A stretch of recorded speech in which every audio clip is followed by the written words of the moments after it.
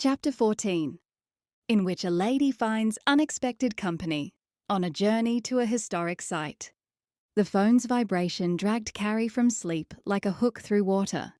She fumbled for it in the unfamiliar darkness of the cabin, the ship's stillness beneath her telling her they'd already docked in Hobart. Lucy's name glowed on the screen. Multiple messages. The earliest time stamped 4:47 a.m. Lucy.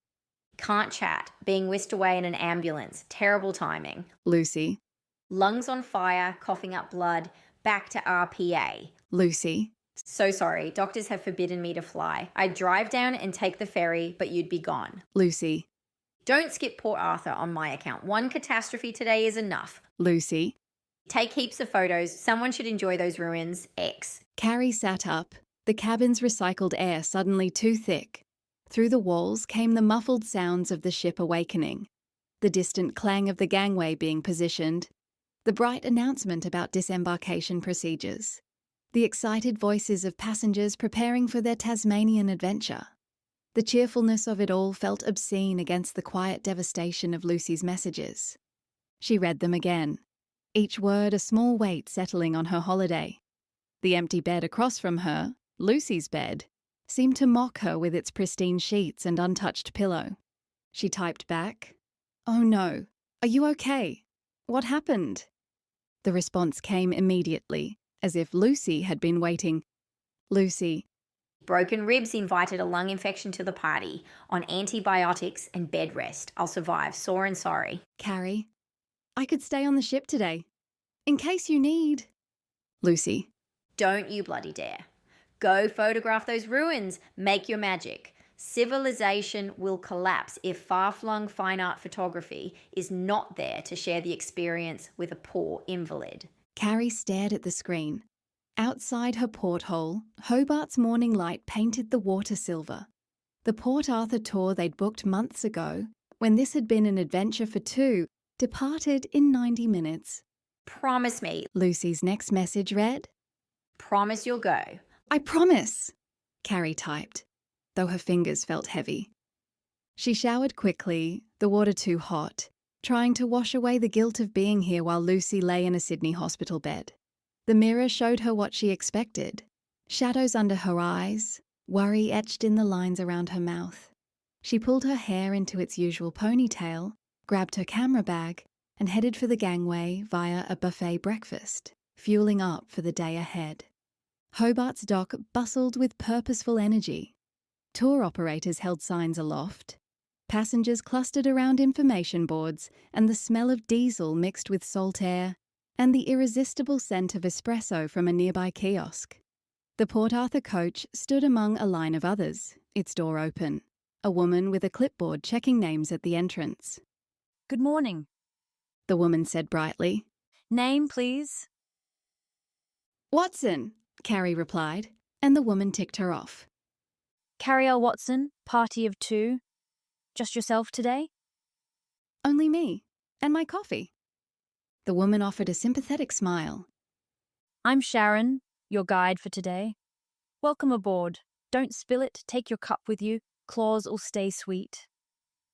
The driver, a man whose face was a road map of sun and sea, gave Carrie a friendly nod but remained silent as she climbed the steps. The coach was comfortable, half full, mostly older couples and a few solo travellers. Carrie moved down the aisle, wondering if Thea was part of the group. Everyone seemed paired, husband and wife, mother and daughter, friends sharing headphones and flipping through guidebooks. Her aloneness felt conspicuous, a gap in the pattern. Don't retreat. Don't hide behind the camera today. Do what Lucy would tell you to do. She was halfway down the aisle when she saw him. 3 rows from the back, Crispin Shrike sat alone by the window, chin propped on his hand, gazing out at nothing in particular. He wore casual clothes, chinos, an Oxford collar without a tie, a navy jumper, but somehow still managed to look formally composed, as if his posture came with its own dress code. She considered the situation. She could walk past, find her own row, spend the day in comfortable solitude with her camera. Safe, simple, no risk of last night's intensity spilling into daylight.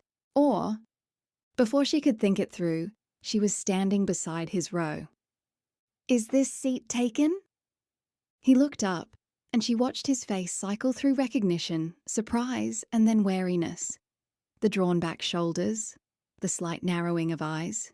Their eyes locked again. No, He said carefully. it's free. She observed him bracing for whatever came next.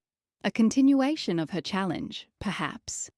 Or worse, an attempt to claim some sort of ownership over his transformation. Instead, she gave him her warmest, most disarming smile. "Good. I promise I don't have a manuscript for you to read." She watched his shoulders drop, the tight line of his jaw instantly relaxing into something closer to relief, and perhaps a touch of delight. Oh, right, good. That's very good. I mean, not that manuscripts are bad, generally speaking. They're rather the point of it all, aren't they? But, on a bus to Port Arthur, probably not the ideal. What I'm trying to say is, He gestured to the empty seat with a flustered wave. please do sit. I'd be delighted, really. "Good. Hold this a tick. No sips. This is my life support." She slid in beside him, stowing her camera bag under the seat, before retrieving her coffee and taking a grateful hit. The coach pulled away from the dock with a gentle rumble, and for a moment they sat in silence that wasn't quite comfortable, but wasn't entirely awkward either. The silence of two people who had shared something profound and now had no idea what to say next. She was acutely aware of his presence, the faint scent of soap, the careful placement of his hands on his knees, the slight shift of his weight as he made room for her. This close, he seemed more real than he had on stage. Not a collection of intimidating ideas, but a man with ink stains on his fingertips and a collar that needed pressing. Sharon stood at the front of the coach, microphone in hand. Good morning, everyone. I'll be your guide for today's journey to Port Arthur. Her voice had that particular Australian tour guide quality. Bright, informative, but not overwhelming. We've got about 90 minutes ahead of us, so let me tell you a bit about what you'll be seeing today. Sharon launched into her spiel about Port Arthur, how it operated from 1830 to 1877, evolving from a timber station to a penal settlement for secondary offenders, the hardest of Britain's transported criminals. The site you'll see today is one of 11 Australian convict sites on the UNESCO World Heritage List. Sharon continued. You'll see over 30 buildings, ruins, and restored structures. The penitentiary, the separate prison, the commandant's house, the church. Each one tells a different part of the story of the 12,000 convicts who passed through Port Arthur. 12,000. Crispin murmured beside her. Good Lord. That's rather a lot, isn't it? Each one with a name, a story, a crime that probably didn't warrant the punishment. Not that I'm an expert on Australian penal colonies, though I did read quite a bit for background on... Oh, never mind. "You're already thinking about your next book, aren't you?" Carrie asked, noting the way his eyes had brightened with scholarly interest. Always. He shifted slightly in his seat, his arm almost but not quite brushing hers. Occupational hazard, I'm afraid. Can't seem to turn it off. Though after yesterday I'm thinking about it differently. Which is entirely your doing, by the way. Your question. Quite brilliant, really. The coach was climbing now, Hobart falling away behind them. Through the window she caught glimpses of the Derwent River, silver blue in the morning light. The landscape opened up. Eucalyptus forests, distant mountains, that particular Australian light that seemed to come from everywhere and nowhere at once. A solo traveller? Crispin observed as Sharon paused her commentary. Not terribly common on these floating cities of couples and families, is it? Like finding a penguin in the desert. Not that you're a penguin, or the ship is a desert. That metaphor rather got away from me. "My friend was supposed to join the cruise in Hobart," Carrie explained, amused by his verbal floundering. "Lucy White, she writes the Clock Dock mysteries." Lucy White? His eyebrows rose. The cozy crime writer. My wife has several of those books on her nightstand. Reads them, well, rather obsessively. She's a great fan. The mention of his wife sent an odd jolt through her, a feeling she immediately filed away with the detached interest she might give an unexpected shadow in a photograph. That's her. 7 books in 2 years, and her editor wants another by Easter. She was desperate for this break. What happened, if you don't mind my asking? Not that you have to tell me, we're acquaintances after all. Not shipmates but busmates. Is that a thing? Fell down her stairs the morning we were meant to board. Cracked ribs, and now a lung infection. Carrie kept her voice steady. The doctors won't let her travel. Oh no, that's awful. Really properly awful. Poor woman. He ran a hand through his hair, leaving it slightly dishevelled. Must be terribly disappointing for both of you. Lucy would murder me if I spent the day moping instead of taking photos. She pulled out her Leica, checking the settings. What about you? Your wife didn't want to see Port Arthur? Margaret doesn't travel well. Seasickness, terrible business. She prefers the boys, her garden and her book club to ships and ruins and graveyards. His tone was neutral. We have an arrangement, you might say. She doesn't read the gravestones, and I don't dig in her garden. A brief, loaded silence. Rain began to speckle the windows. A quick Tasmanian shower that left droplets racing each other down the glass and filled the coach with the scent of damp eucalyptus. Sharon's voice saved them from the moment. Now I'd like to tell you about one of Port Arthur's most unique features, the separate prison system. Based on the Pentonville model in England, it was designed for reform through isolation and contemplation.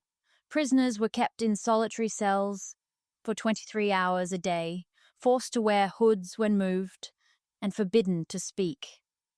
Reform, Carrie said quietly, her tone making it clear she found the concept insufficient to describe such conditions. The Victorians were excellent at clean words for dirty deeds, Crispin replied, slipping into a more confident tone when discussing history. Transportation instead of exile, the separate system instead of solitary confinement, correction instead of punishment. He caught himself and smiled apologetically. Sorry, I do tend to go on a bit when it comes to Victorian euphemisms. Hazard of the profession. Is that going in your Cameron book? No, but the idea might. The way we use language to distance ourselves from cruelty. He pulled out a small notebook, jotted something down with hurried strokes. Cameron's photographs did the opposite. They brought viewers uncomfortably close to their subjects. No clean words, simply raw humanity. That's what I completely missed until you pointed it out. Blindingly obvious now, of course. Now you're getting it. He looked at her amused. Getting what, exactly? Why her photographs matter. Not as historical documents, but as acts of radical empathy. Carrie's statement was delivered with the quiet confidence of someone who has considered a matter thoroughly and arrived at an unshakable conclusion. The coach wound through small towns. A quick photo opportunity at Richmond with its convict-built bridge, Sorel with its old coaching inns. The shower had passed, leaving the landscape jewelled with raindrops that caught the light. Other passengers chatted quietly or dozed. Crispin had rolled his sleeves up despite the morning cool, revealing forearms marked with ink stains. When he laughed at something she said, the sound seemed startlingly loud in their quiet corner, drawing a glance from the couple across the aisle. Sharon began again, pointing out landmarks through the windows. As we approach the Tasman Peninsula, you'll see the narrow neck at Eaglehawk. It was guarded by soldiers, man-traps, and even half-starved dogs chained across the isthmus. Port Arthur was already surrounded by shark-infested waters on 3 sides, making it a natural prison even before the walls went up. What are you hoping to photograph today? Crispin asked as Sharon described the security measures.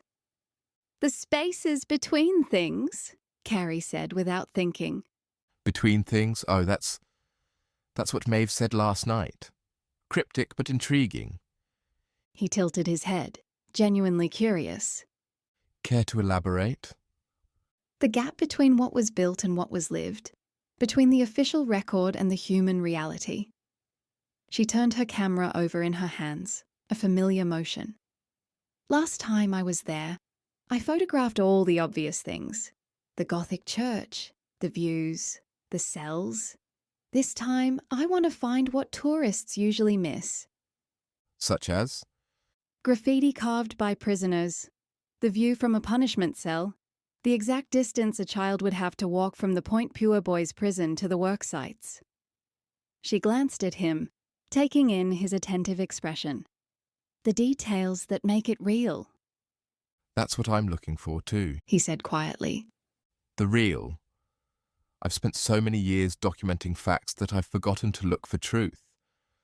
God, that sounds pretentious, doesn't it? I don't mean it to be. It's that, well, you've rather shaken my intellectual foundations and I'm still sorting through the rubble. They're not the same thing? Facts and truth? You know they're not. You showed me they're not. He was looking out the window now, at forest flashing past, the road winding through stands of towering celery-top pines. A fact is that 12,000 convicts passed through Port Arthur. A truth is that each one of them had a mother.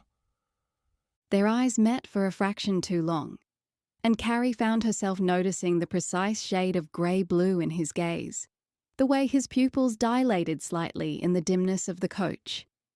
She catalogued these details with the same careful attention she would give to the play of light on a historic facade. The road descended into a valley, the forest opening to reveal glimpses of water, Mangon Bay, according to Sharon, which led to the Southern Ocean and then, uninterrupted, to Antarctica. The air felt different here, older somehow, heavy with unspoken stories. The coach rounded a bend and Sharon pointed to a sign. Port Arthur Historic Site, We're arriving now. Sharon announced. Our tour will take about 2 hours, after which we'll break for lunch at noon. The afternoon is free time for you to explore on your own. There's an optional boat trip to the Isle of the Dead, which I highly recommend. It's a small cemetery island with fascinating history. The coach will depart at exactly 3 o'clock from the same spot where we drop you off. 5 hours. Crispin mused. Not nearly enough, is it? Barely time to scratch the surface. Or too much, depending on how much weight you can bear. The weight of history? The weight of suffering. Beautiful suffering, which is somehow worse. He was quiet for a moment. Yesterday, when you asked your question, were you talking about my Victorian subjects or yourself? The directness of the question startled her. She looked out the window at the passing landscape, feeling suddenly exposed. Then she made a decision and met his gaze squarely. Both, I think. And what would your ghosts say? Are they disappointed? I mean, if that's not too personal. Which it probably is. Feel free to tell me to mind my own business. She thought of all the photographs she'd never taken because she was caring for her mother, all the opportunities passed by, all the life she'd documented but not lived. Every day. But you're here now. So are you. Thanks to you. No, she said firmly, with the conviction of a woman who would not allow falsehoods, however flattering. Thanks to you. I asked a question. It took you a while, but you chose to answer it honestly. The coach was slowing, turning into a car park. Through the windscreen, she could see the visitor centre, modern and unobtrusive. And beyond it, the first glimpses of sandstone ruins against an impossibly blue sky. As they prepared to disembark, Carrie found herself oddly content with the prospect of exploring Port Arthur as part of this group, with Crispin Shrike somewhere in the vicinity. We have a truce for today. They stepped off the coach together into crisp Tasmanian air that tasted of eucalyptus and the sea. The Port Arthur historic site stretched before them, beautiful and terrible, exactly as she'd remembered. But somehow different now, because she was seeing it with new eyes. Right then. Sharon called out, gathering the group around her. Everyone, please stay together. We'll see the main penitentiary complex first, then make our way to the separate prison and church. Questions are welcome, but please save them until we pause at each location. And as they walked toward the entrance, Crispin's eyes twinkled at Carrie. I'm rather wondering what sort of questions you'll find to ask our guide. Nothing too brutal, I hope. So long as Sharon doesn't stand in my perfect shot, she's safe. Ouch. Touché. Perhaps this day, amongst monuments to suffering and death, could be enjoyed. Lucy's absence had created a different kind of space, not just an empty seat, but an opening. For what exactly? Carrie wasn't yet sure. The morning sun was climbing, casting interesting shadows across the ruined building. A fine day for fine art photographs.